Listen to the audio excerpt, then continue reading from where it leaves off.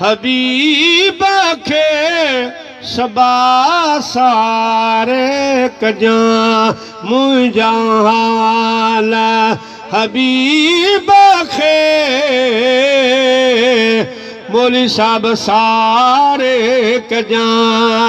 ऐ बन भरियो आहियां ऐ बन भरियो आहियां मुरसल मोहन मट जा मुंहिंजा हाल हबीब खे सबा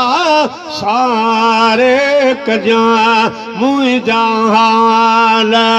हबीब खे सबा सारे कजा ऐ बन भरियो आहियां मुरसल मोन मट जा मुंहिंजा हाल हबीब खे सबा सारे कजा। नारे तकबीर, नारे रिसालत, नारे तहकीक, नारे हैदरी, नारे पीर, उलमाए अहले सुन्नत, जमायत अहले सुन्नत। मौली साहब जे हवाले वो खत कयाई उनमें लिखाई मुदा का जॾहिं तव्हां ईंदो माण्हू कलमा पढ़ंदा मां तुबे हुमेरी अव्वल फ़कीर जी अॼु यारी क़बूल फरमा। सुभान अल्लाह। तव्हां जा आशिक़ हज़ार आहिनि असांजी यारी क़बूल पेशल अवां जा आशिक़ हज़ार आहिनि सही असांजी यारी कबूल पेशल खाया अवांजी बानी असुल खाया अवांजी बानी ही बंदी बेकारी कबूल पेशल अवां जा आशिक़ हज़ार आहे असांजी यारी कबूल पेशल उदास अखड़ियन सवा तो सोना अञा त कहीं दे ॾिठो ई नाहे उदास अखड़ियन सवा तो सोना अञा त कहीं दे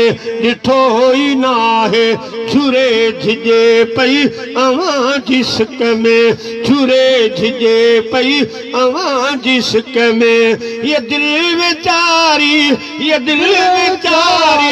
कबूल पेशल अवां जा आशिक़ हज़ार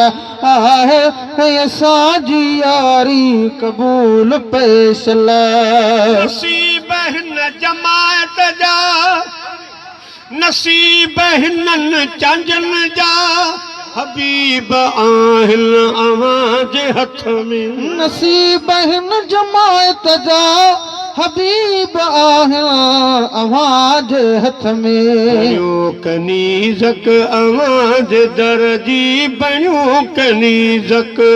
अवां जे दर जी ॾियां बुहारी कबूल पेशल अवां जा आशिक़ हज़ार असांजी यारी कबूल पेशल कुठो अवां जे इश्क में मखदूम सरमद मजनून बनजी अग भी कुठो अवां जे इश्क में मखदूम सरमद मजनून बनजी अज भी त आया हुजूर हाज़िर अज भी त आया हुजूर हाज़िर ये कंध कटारी